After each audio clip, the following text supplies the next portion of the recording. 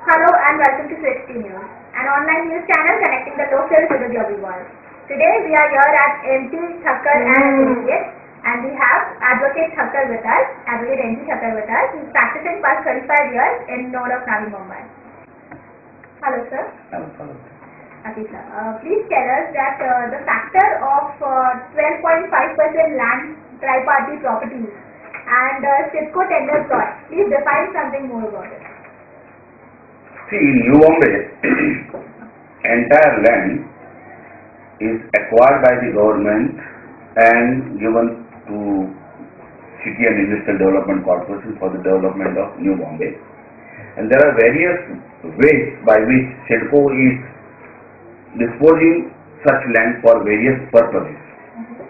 Now, as far as the tender plots are concerned, generally such plots are given to builders, developers for developing the residential building. Some lands are developed by CIDCO itself for the housing and even commercial. Now these are the tender plots.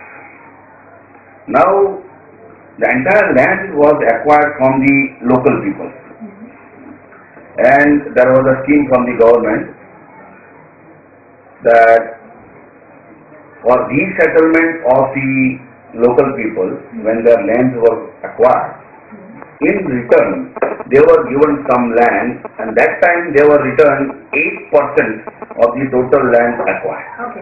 That time it was known as 8% scheme or GES scheme 8%. Then little later there was agitation by these local people, and they were offered 12.5% land of the total land which was acquired.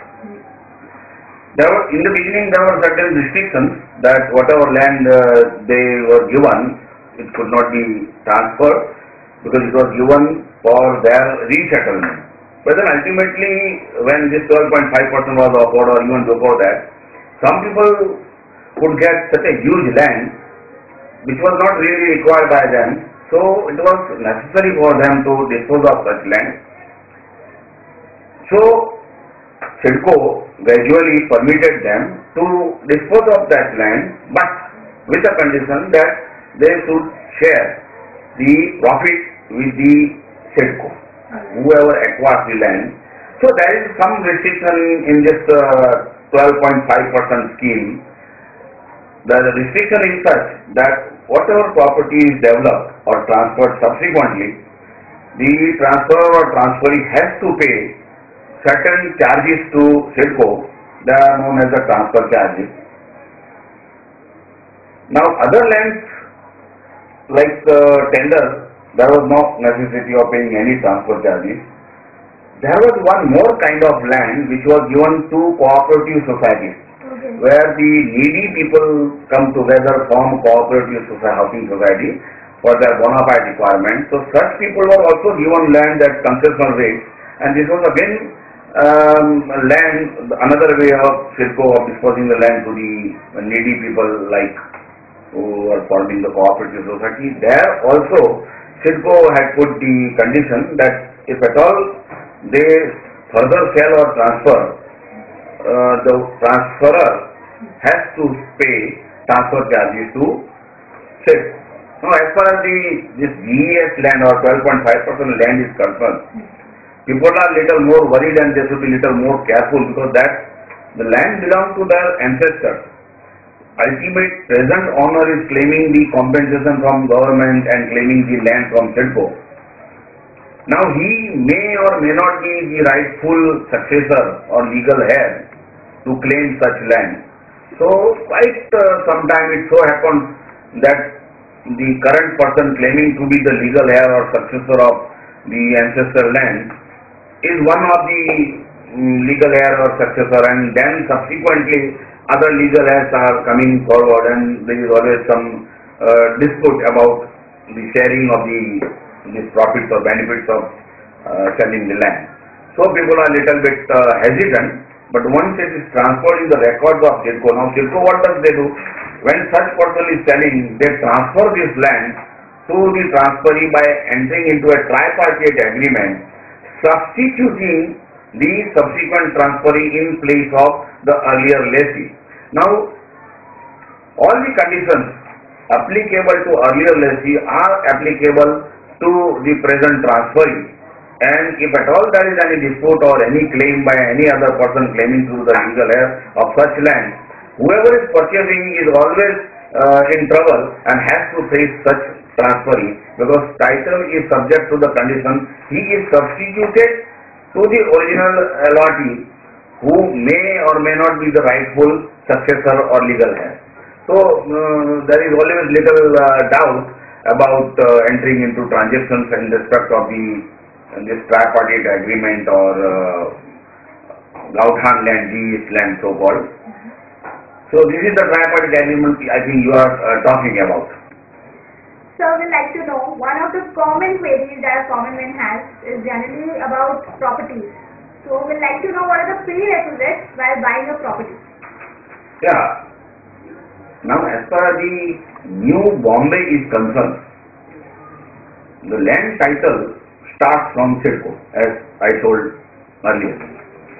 Now whoever is purchasing any property in New Bombay must check whether land is given to Gawala, that is GES 12% which we talked just now, whether the land was given to cooperative society, whether the land was given to builder developer by tender plot.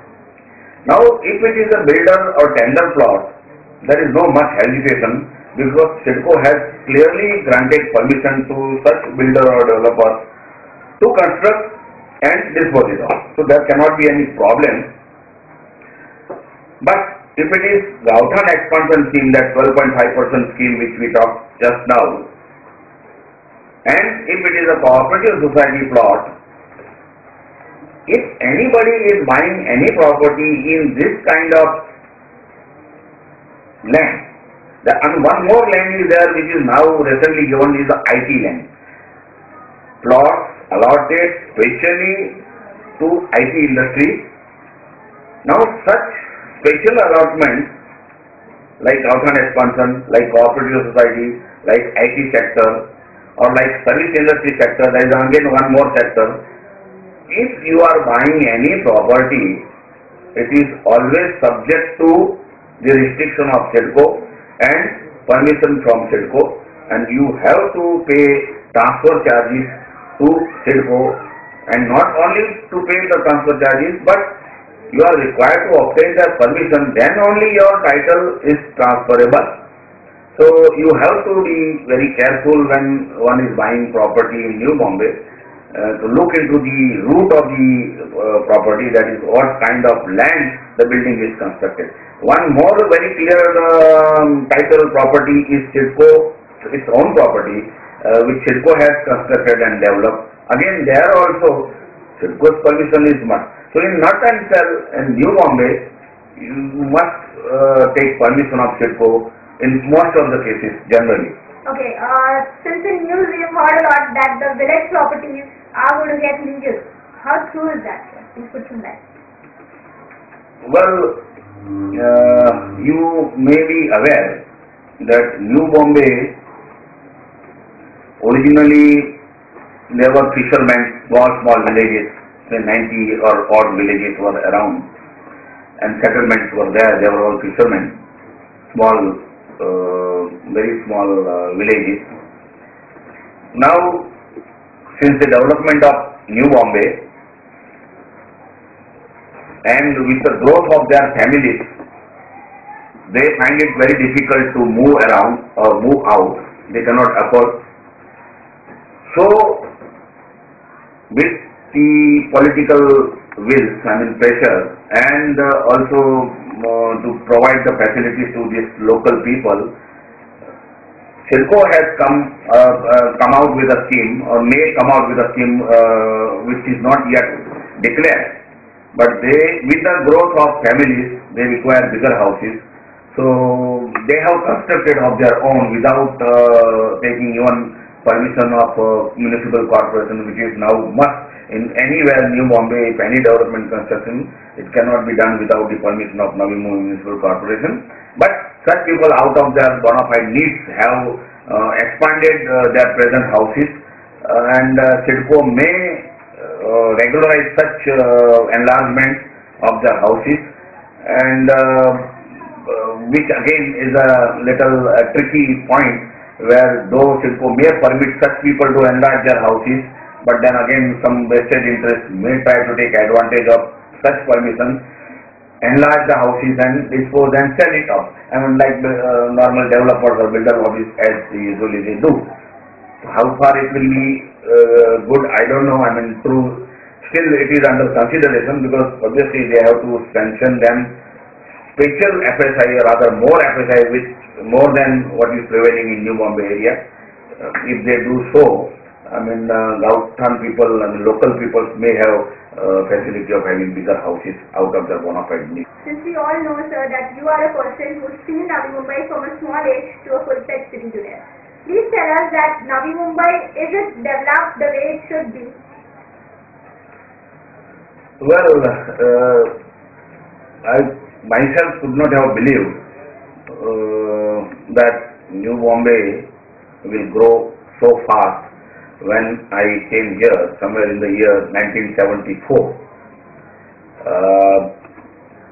It was always unbelievable. Whatever progress, the rate of progress which I have seen, it's unbelievable.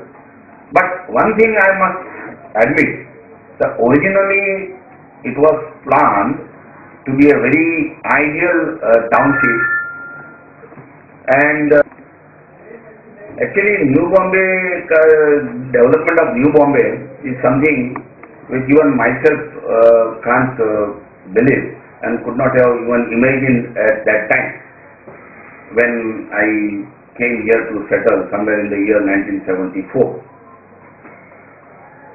Every, development was unbelievable, and really the rate of progress was so great that you can't believe it. Within very short time, the New Bombay has become comparable with Bombay within a period of 30 to 35 years. The Bombay has taken 150 years or odd, I don't know, to reach this stage. But one thing I must tell you, New Bombay, the development of New Bombay, the initial sectors were so well planned. One very famous town planner had planned the sector 1 where I came to stay, where each building had a sufficient open space, each node had a gardens around, and it was planned in such a way that the residents of a house need not cross the road to reach a school, to reach a market, and to reach a hospital, which are the basic needs. I remember my children when they used to go to school, we used to watch from our terrace. We were never going with them to reach the school. But slowly, with the growth of New Bombay and with the demand of land, the CIDCO also more or less became a commercial body, and that open land was reduced, gardens were also reduced, maintenance also is not up to the expectation what it should be, a nice and planned township. But still it is better than Bombay, or better than any other city which has developed in an unplanned way, because New Bombay development is in a planned way, lands are allotted in a planned manner, gardens are developed and allotted in the planned manner. So more or less it is a well planned city or township, let us say, but the population, growth of population and incoming of the people is so huge that within a period of span of say 30-35 years it has become congested like Bombay, what is unplanned. But then something you really appreciate those Britishers. That time they planned the Bombay for very small population, and our planners have planned this New Bombay for this population. Right now itself it has become very congested, but then still it is better. So tell us about the best node in New Bombay. Well, best node, if you ask me, it all depends how you look at and define it.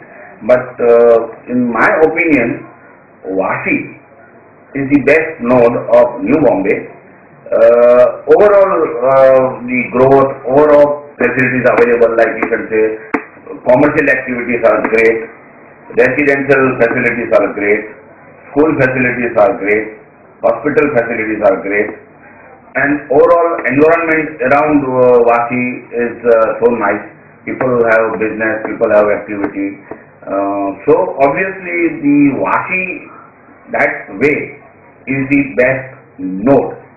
But if you look at only from residential point of view, then I can say Nerul is purely developed for the residential purpose mainly. There is no much of commercial activity like Vashi. Now new node which is coming up very fast and which is Sedco's prestigious node, that is what they were telling, that is the Thakkar, and where people are interested, that is going to be the best residential node according to planners. But as on today, if you ask me, Vashi of course is the best where I stay. Since we all know there is an upcoming arrival of the airport in Navi Mumbai, so what kind of an impact is going to have on the city? Well, with so many infrastructures around, New Bombay has become very important city. But one thing we should understand is that New Bombay was in need of Bombay. Navi Mumbai is in need of Mumbai to reduce the load on Mumbai